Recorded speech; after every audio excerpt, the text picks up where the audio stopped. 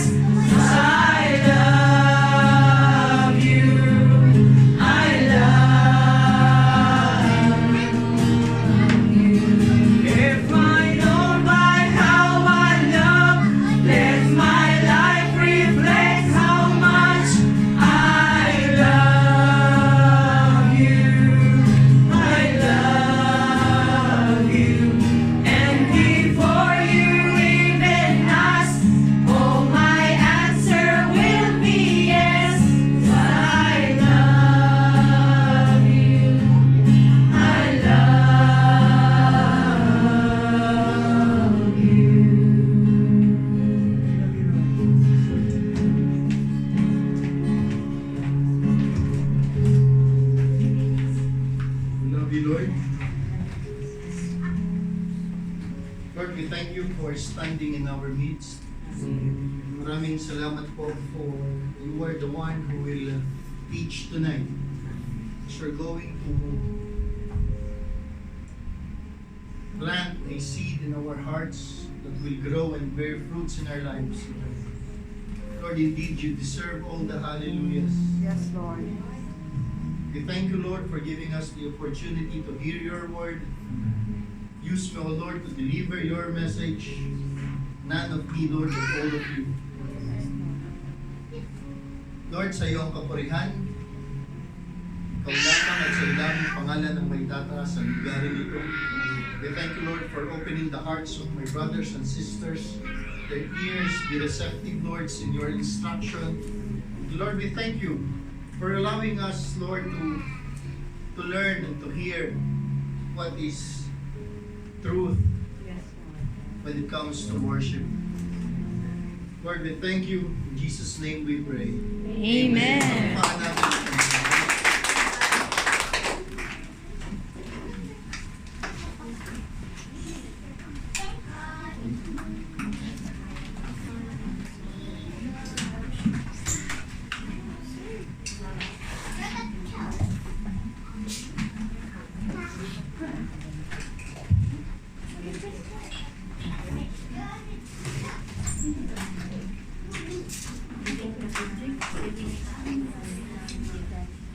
Amen. Are we ready na po ba? Amen. To receive the word of the Lord? Praise God. I know, come, let's go to the cups. Amen. Masarap magpuri sa Panginoon. Ano po? Amen. Let's go to the cups. Kumanta rin ako Bring ng the salita. baby, okay? Alam mo talaga. Parang galing sa diaphragm ng boses ko kahit hindi naman. Kahit dito lang. Praise God. We all, alam mo tayong lahat, let's settle down. Okay na tayo? Kasi mag-worship ulit tayo. Okay po ba? Are you settled, guys? Amen. Praise God. Alam mo, when it comes to worshiping the Lord and when it comes to hearing the teaching of the Lord, alam mo, ang Christians have only one Bible, but we are hearing a lot of messages and different truths. Hey, from the cups. There are preachers, I believe, and obviously naman, meron naman talaga, that when they preach, they want to receive the glory. Those people who are standing in the pulpit, which, alam mo yun, when we do something, the glory belongs to God alone. And there are people na pag tumayo sa pulpito, they want the glory. There are people or an evangelist, the so-called evangelist, if they share the word of God and that particular person accepted our Lord Jesus Christ, they, alam mo minsan it's difficult for human na hindi ka makakuha ng glory ng Panginoon o yung praise gusto mo sa'yo. Because you have labored for the Lord. Ano? Kasi nagtrabaho ka naman para sa Panginoon. Amen. And alam mo yun, napakainit sa labas. You were practicing para maganda ang kanta. Really, it's a challenge, especially in our heart na tayong tao na makasalanan, which in our old self or in our old lives, all of us are selfish one. Ano? Mahirap iwasan o mahirap isipin na hindi tayo o once in our lives na natuwa din tayo. Ano? Kasi ang mali lang naman dyan is sabihin mo na, uy, tumanggap yun dahil sa akin. Ano? Paano kung hindi tumanggap? Sino may kasalanan? Ano? Paano kung, alam mo, sa ganda ng preaching ko, tuwan-tuwa ang tao. Paano pag hindi natuwa? Sino may kasalanan? Sabi na hindi kasi ready ang spirit niya. Ano?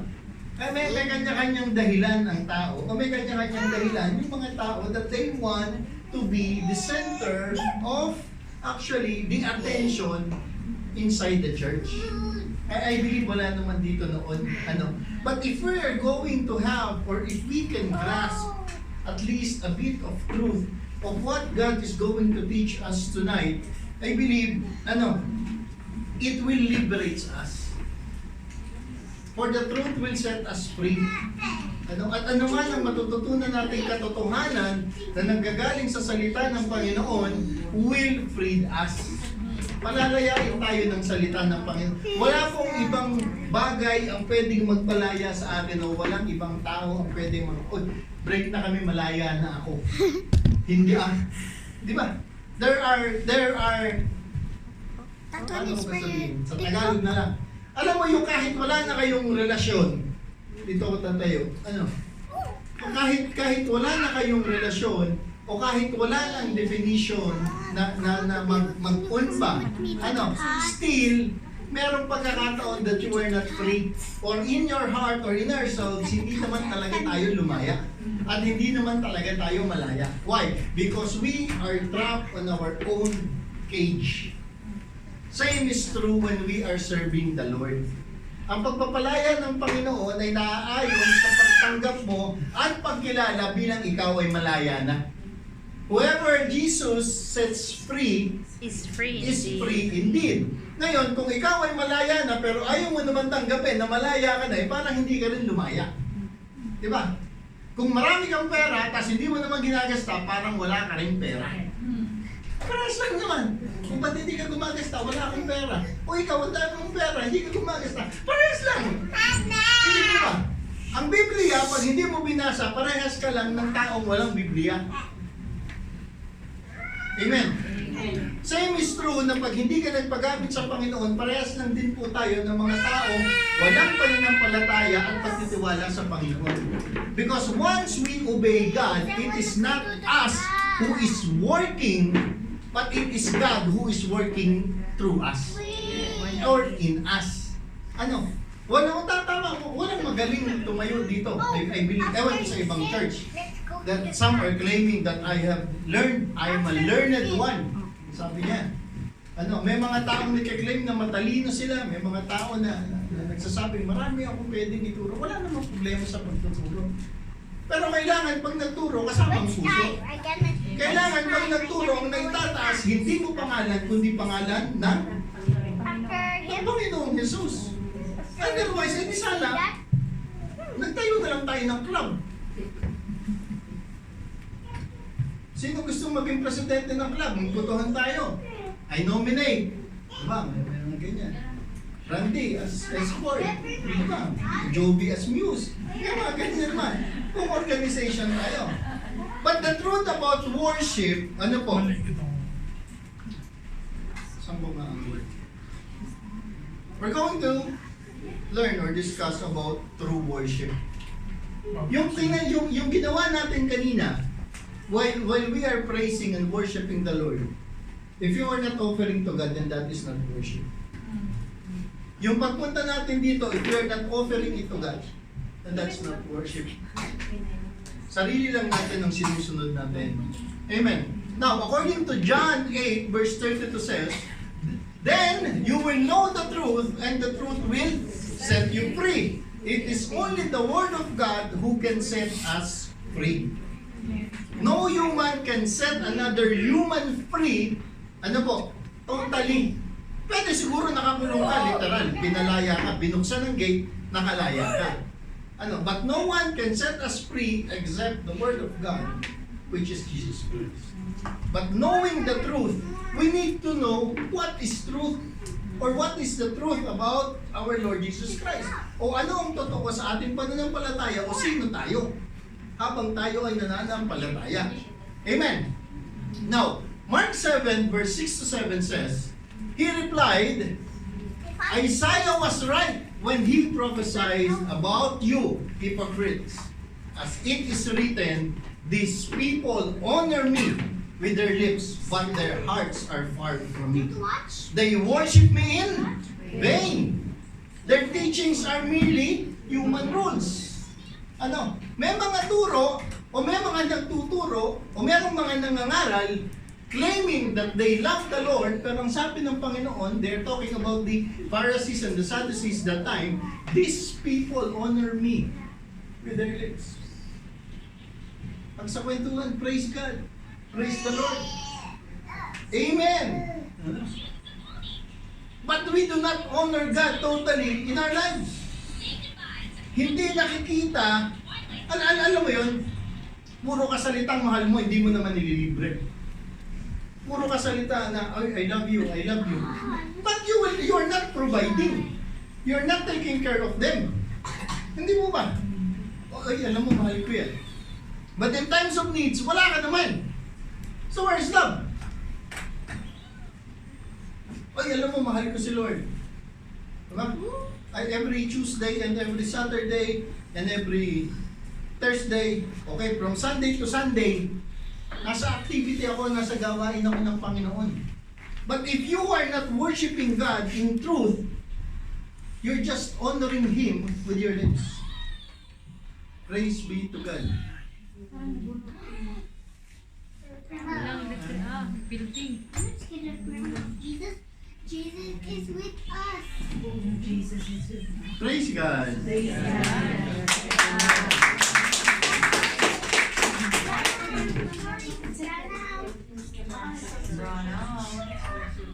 Hindi kaya kinaya ng ano to?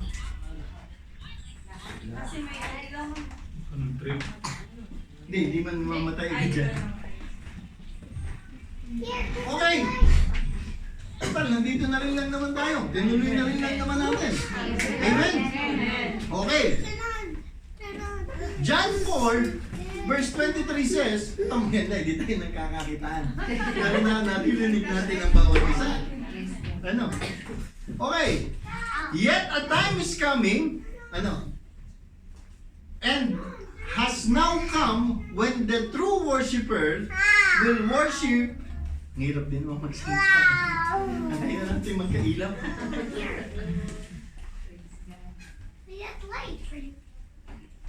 May ano, shoot sa ano? Patay sa Buong building talaga. Ay, patay din. Patay talaga.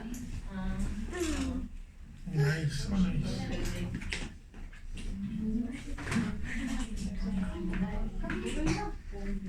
Buong building.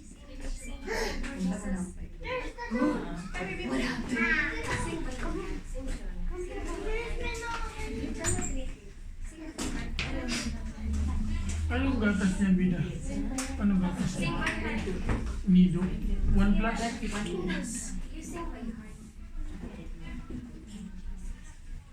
Dapat pala may emergency light tayo. Buksan na natin, Pastor. Salamat. Para makahinga yung hangin.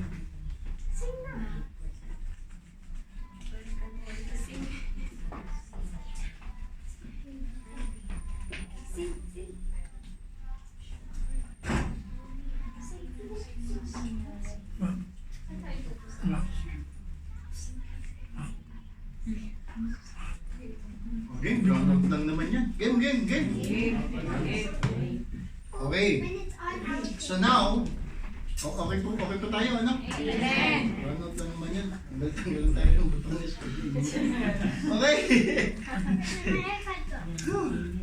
Okay. John 4:23 says, ano po? Yet, a time is coming and has now come when the true worshiper will worship the Father in spirit and in truth. For they are the kind of worshipers the Father seeks. Yun daw po ang hinahanap ng Panginoon na worshiper. Yung totoong sumasampalataya at totoong nagpupuri sa Panginoon. How are we going to worship the Lord? We worship God in spirit and in truth. Just gaya po na pinag-usapan natin noon that a human being that we are a tripartite being. We are a spirit which has a soul living in a body. Same is true when we are worshiping God in spirit and in truth. We worship God in our body. We clap, di po ba? We dance, we raise our hands. So we're worshiping God by body, by soul. We are worshiping God as well by emotions. Di ba? Sa ganda ng kanta, o talagang you are really convicted by the lyrics, yung mind, yung emotions, yung feelings. Di po ba? That's another part of a man. Now, there will be a time that we're going to worship God in spirit and in truth. Remember that our Lord Jesus Christ, that time is still alive. From time of Adam, up to that point, no one can really worship the God in spirit. Okay. Kagaya po ng tabernacle, which has 3 parts. The outer layer, grabe init, nararamdaman ko ang init dito. The outer layer, the holy place, and the most holy place. Okay. Ano po? So same as, similar to, hindi same as. Kagaya ng us being a tripartite being, pag doon ka sa body o doon ka sa outer part, you are just showing people how you worship. Okay. Now, if you were in a holy place, which we are comparing to our soul, it's a place where it's not that holy, but it's a holy place. So that will be our soul. Now, no one can really enter the holy of holies. Ano, it is only the high priest who can enter the holies of holies. And when you enter the holy of holies, kailangan may ceremonias eh. You should come there blameless. Dapat wala kang kasalanan, may ritual eh. May mga sinusunod. Why? Because pag pumasok ka doon sa holies of holies, now, na hindi ka malinis, in presence of God, mamamatay ka. So you cannot really worship God in spirit not unless we receive the Holy Spirit. Okay? Okay po tayo? So, anong nangyari? When our Lord Jesus Christ died, on the cross, ano po? He torn the veil. So yung naghahati between holies of holies and the holy place and the outer court, nawala na. So now people can come boldly to the Father. Hindi na natin kailangan ng high priest eh. Kasi yung veil, kasi noong araw, ang nakakapasok lang high priest. Nakatali, may bell. Alam niyo naman yun, no?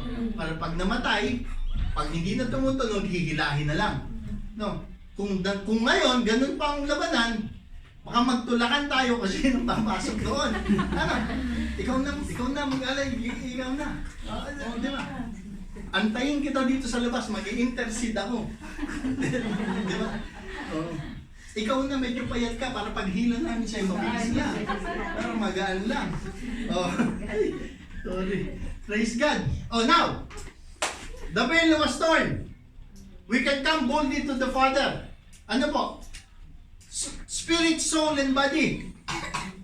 The channel between the spirit and the body, nawalan tayo ng channel sa Panginoon eh.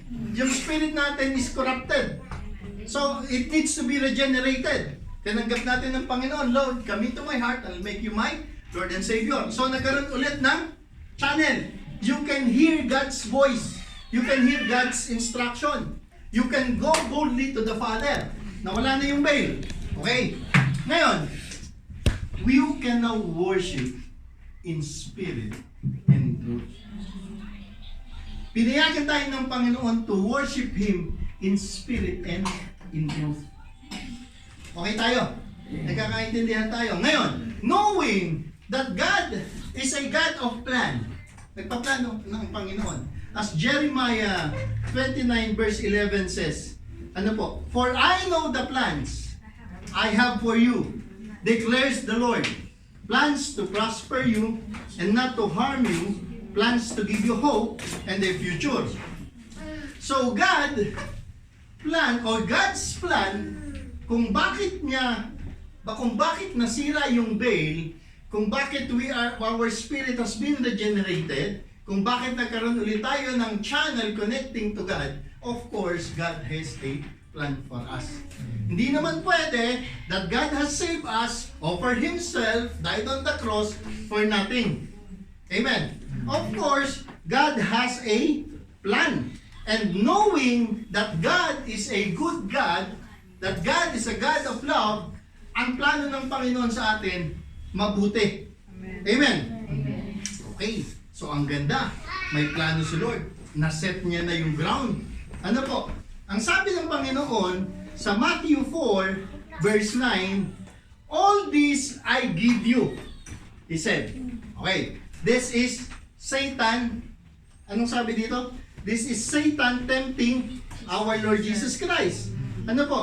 All this I will give you. He said, I will if you will bow down and worship me. Okay. What the devil wants, kung mapapansin nyo, kalala nyo si Lucifer? Lucifer is made perfect. His body is made of stones and pipes. Kasi worship leader si si Satan eh. He is perfect in beauty. Yun ang definition sa kanya ng Bible. Ang sabi niya kay Lord sa Matthew 4 verse 9 is that all this I will give you. So the devil use what is available that time. Akala ko may kuryente na. So the devil use what is available that time to distract our Lord Jesus Christ. Why? Why Lucifer wants to distract our Lord Jesus Christ? Bakit siya nag-rebel against God?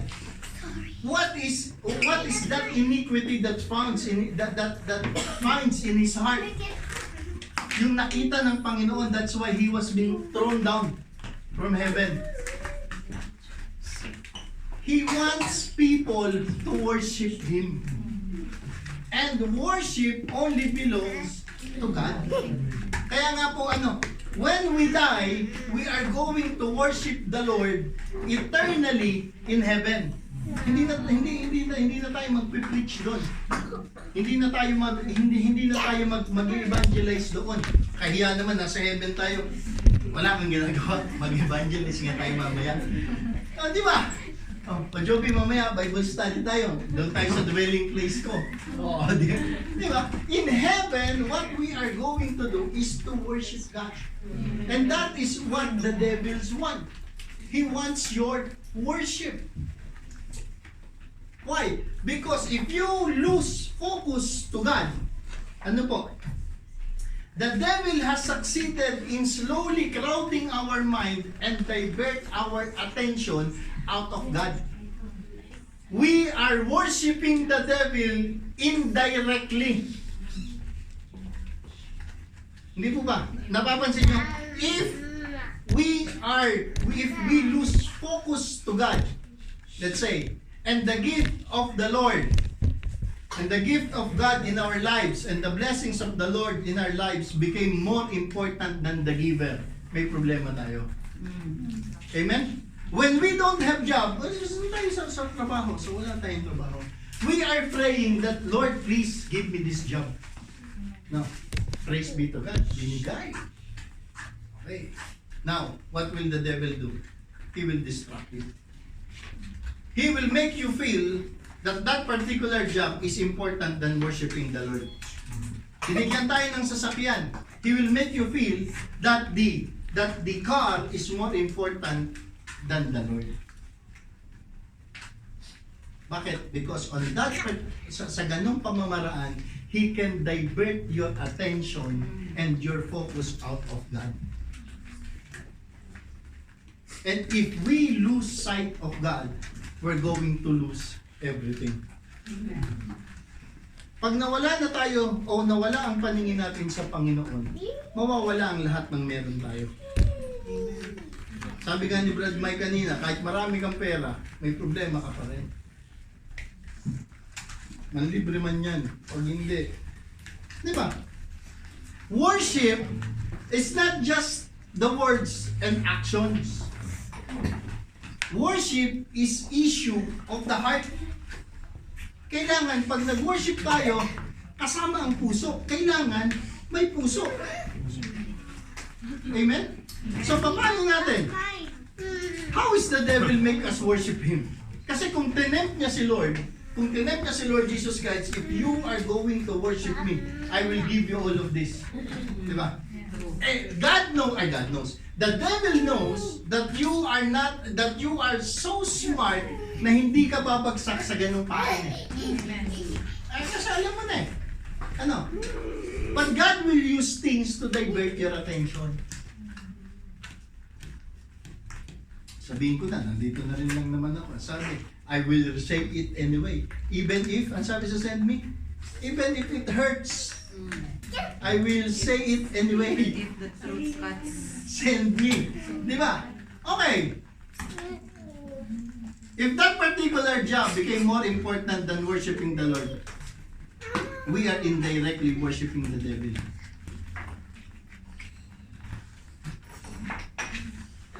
Why? Because instead of trusting the Lord, alam mo ang nagbigay ang Panginoon eh. Amen. Bakit ngayon nawawala na si Lord sa picture? Bakit we are sacrificing the time that is allocated for the Lord before? Alam mo, nung wala tayong trabaho, babatay sa Panginoon eh. Grabe ang dasal, grabe ang pagbabasa, grabe ang pag-worship.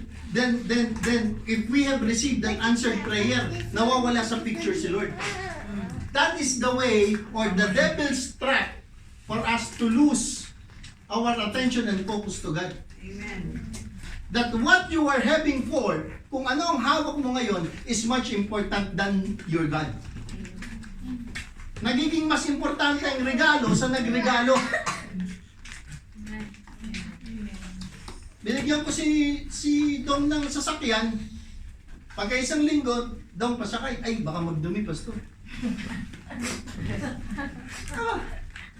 Dong, hatid mo man ako kahit sa bus station. Wala kasing gas. Tinitipid ko yung mileage yan para mababa na. Diba? Sarap sindihan.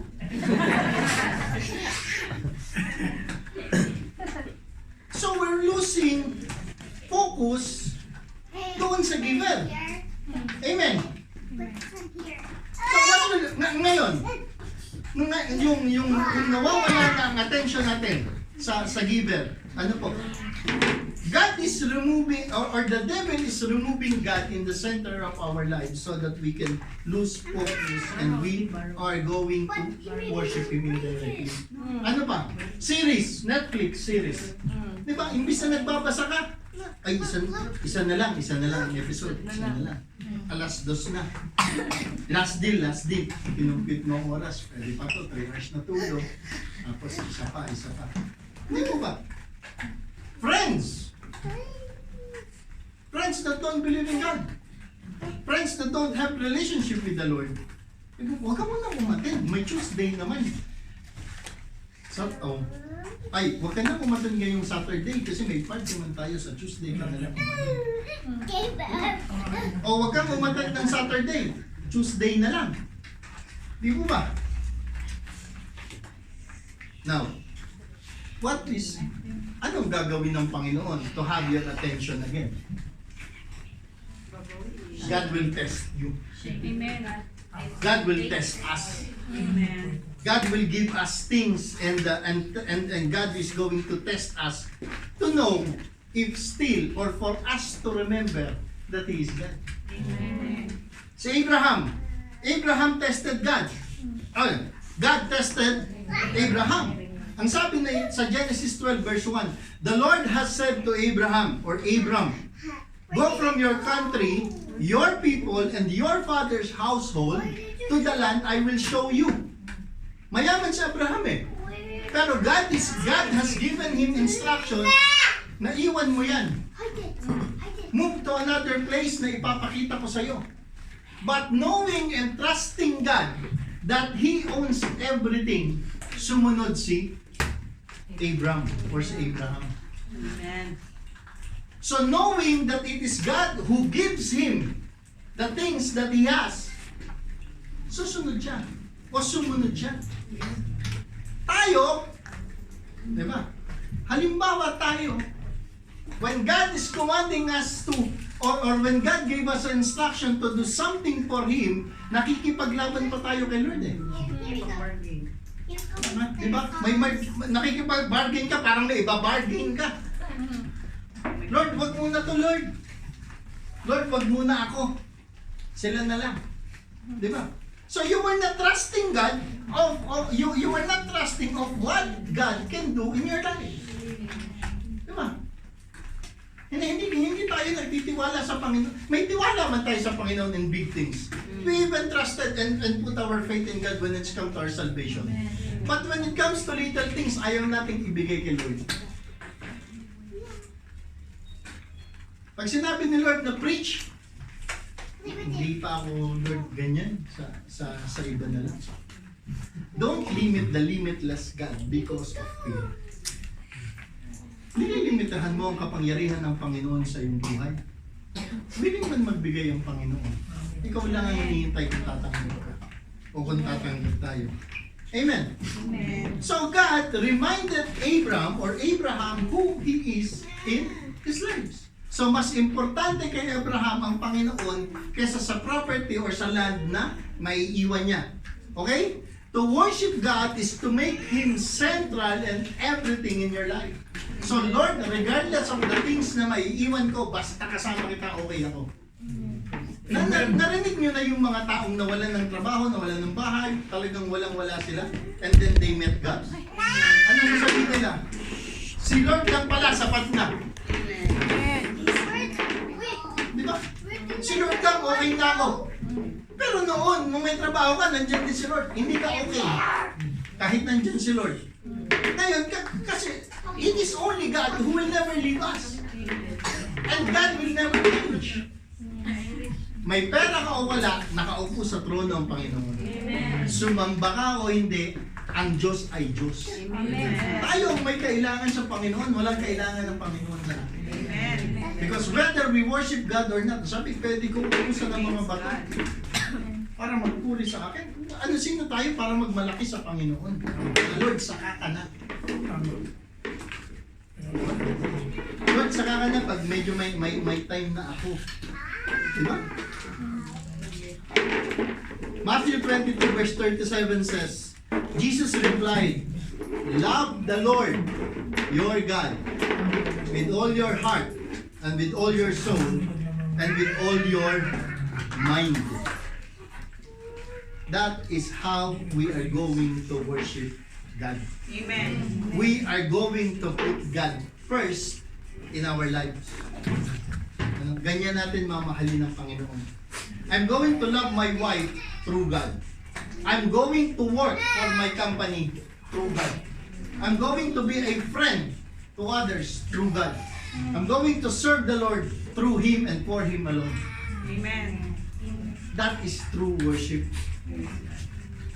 When all the credit has been given to you, you are going to give it all back to God. That is true worship. Amen. Ipinapakita mo sa Panginoon that I am nothing, Lord. Uy, ang galing na ron. All glory to God. Kasi kay si Lord dyan, si Lord ang nag-ibig sa akin para gawin yan. Hindi mo ba? So, nagigets nyo? In everything we do, idadaan natin sa Panginoon. Kaya yung worship kay Lord, hindi lang pag umaga nakinig tayo ng worship song. Ay, tapos na, nag-worship na ako. Worshiping God is from morning until you sleep. That everything you do pertaining to Him, He will take the credit. Glorifying Him. Imagine, if Jesus Christ is standing beside you, and He is, will you be able to do the things that you have done kung alam mong nakatayo dyan si Lord? Mandugas ka pa kaya ng notebook tsaka ballpen sa office? Mababaw pa lang yun. Are we, alam mo, able ka ba na sabihin yung mga bagay na sinabi mo kanina? Yung paninikmat, yung masakit, if you knew that our Lord Jesus Christ is standing beside you? The things that we have done earlier, that's not glorifying the name of the Lord. Do you think we have the courage to do it if we knew that our Lord Jesus Christ is standing beside us? The things that we have done in the past, if we realize that God is with us, do you think we'll be able to do it? Kaya hindi? No. Well, let me remind you, brothers and sisters, kasama mo ang Panginoon. Amen. On whatever you do, nandyan ang Panginoon. Sa bawat ginagawa natin, kasama natin ng Panginoon, whether it will glorify His name or not, whether we are sinning, whatever we do, nakikita ng Panginoon. So let me remind you, and this is a reminder, that whatever you do, tandaan nyo, kasama nyo si Lord. Amen. Diba? Ewan ko lang kung makapagsinungaling pa ako kay Doc. Diba? Knowing. Yay! malapit na ako. Tatapusin ko na sana eh. Woo! Cold water. Ituod mo yun sa...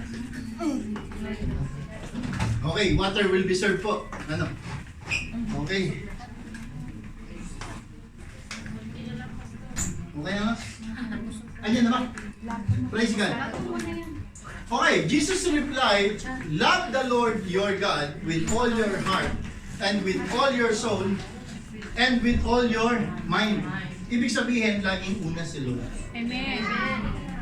Bago mo maisip ang kakainin natin bukas, ano, sino kayo nag-prepare ng kakainin natin bukas? Una mo na si Lord.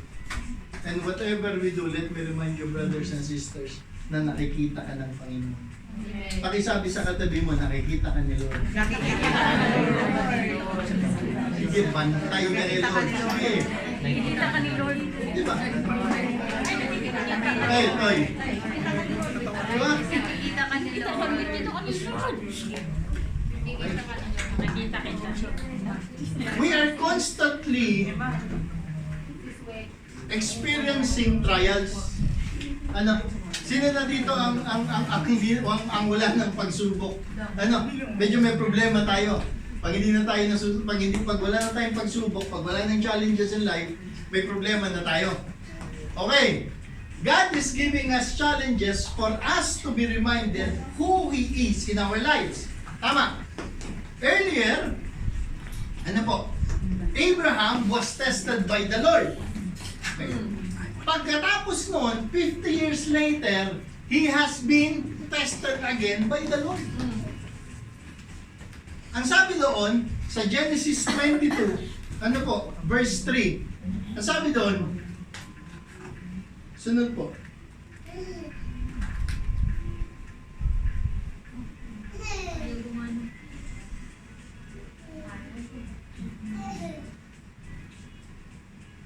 praise God. Genesis 22 verse 3 says, "Early the next morning, Abraham got up, ano? And loaded his donkey." Alam niyo yung testing na to?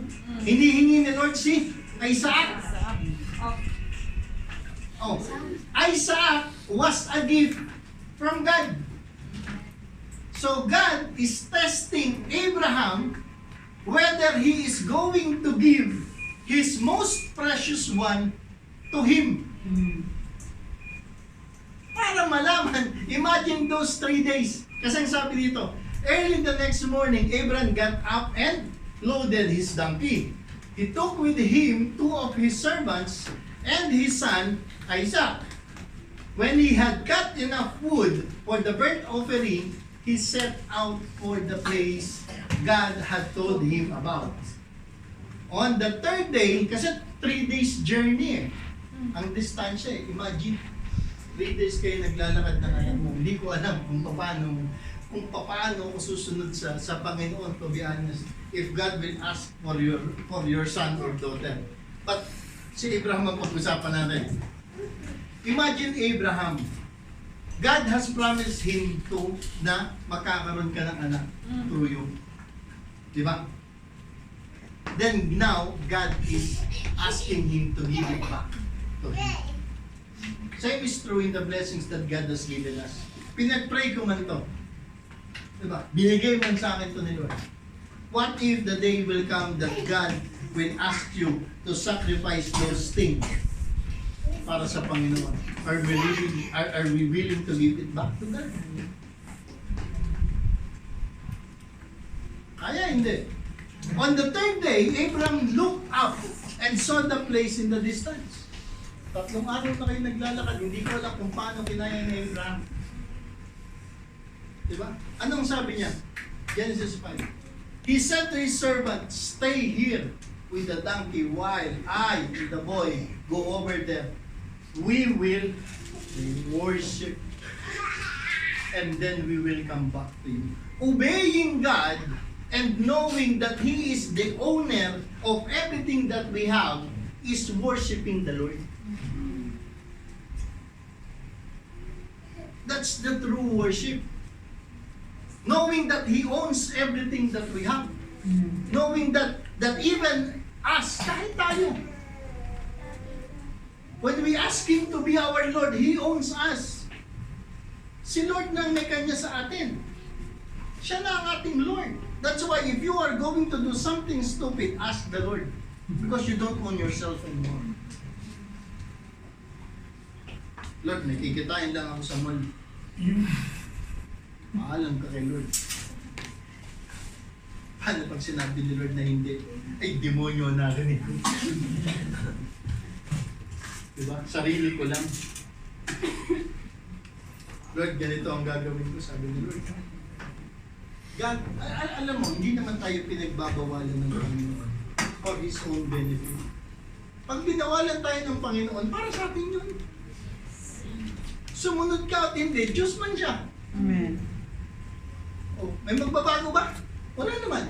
Pero sa atin, pag sumunod tayo sa Panginoon, may pagbabago sa buhay o wala? Amen. Di po ba? Amen. Even before, alam mo, the oldest book in the Bible, si Job. Job worship God. Walang Bible study. Walang church. Kasi mas matanda pa siya sa Genesis eh. Ang book ni Job eh. Genesis was written, I think, parang 1,500 years.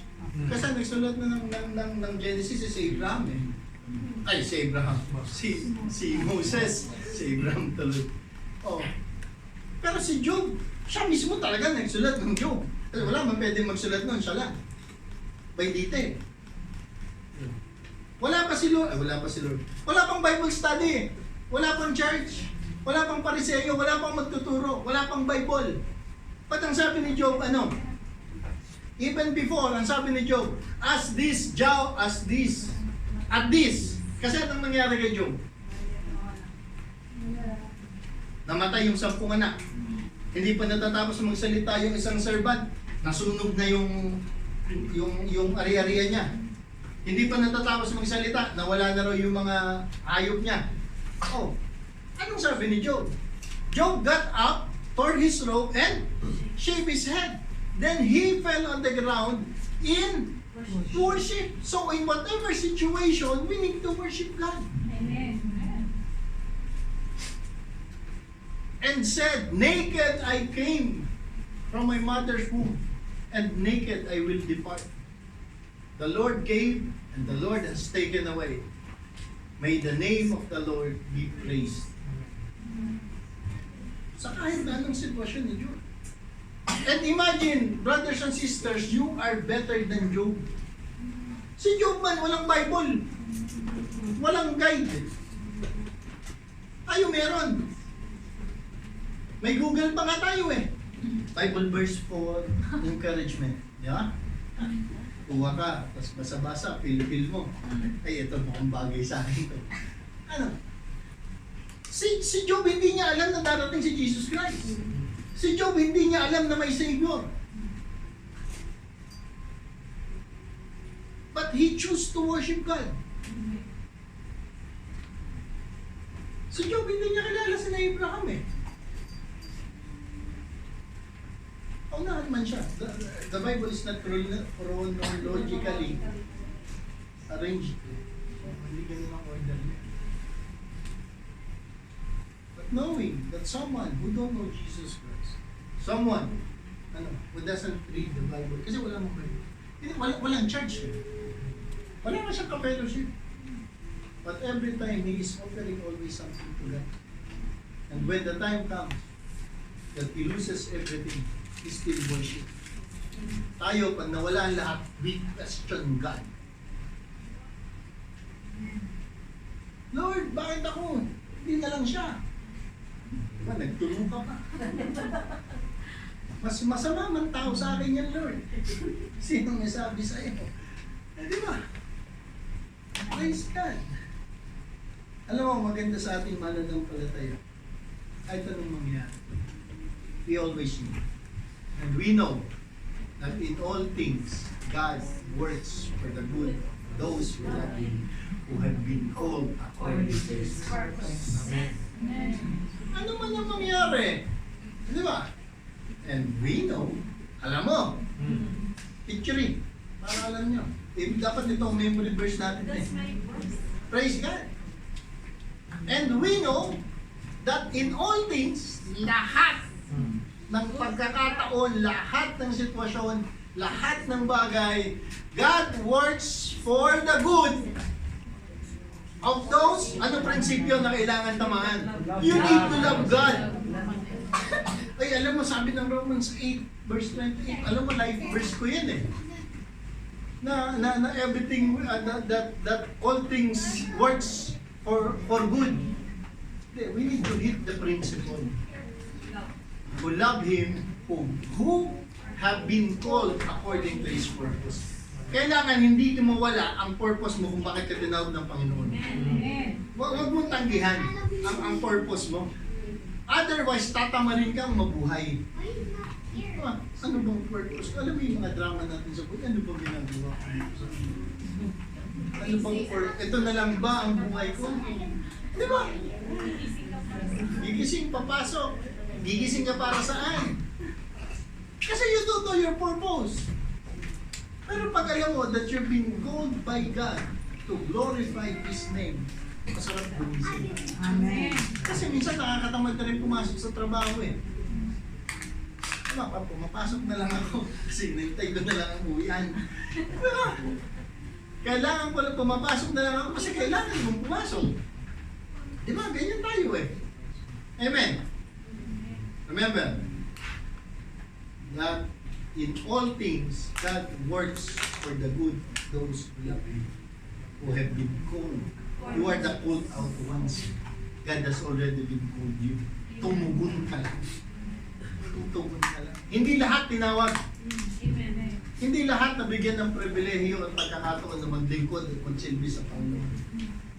Kailan tayo magsisilbi pag may rayong mo na? Eh, kasasama ako sa mag-evangelize. Ano sasama? May iwan ka man.